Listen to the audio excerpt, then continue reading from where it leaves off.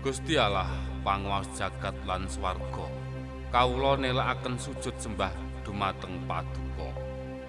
Duh Rama ingkang Maha Wilasa, kawula ngaturaken panuwun syukur awit berkah Paduka ingkang sampun tumrah dhateng kawula. Duh Gusti, kawula ndedonga mirunggan anggen kawula nindakaken panyambut damel ing padintenan. Minangka anggen kawula budidaya rumentahing berkah rejeki saking Paduka. Sinaos katingal awrat pakaryan menika, nanging saged kula lampahi kanthi enteng lan sekeca.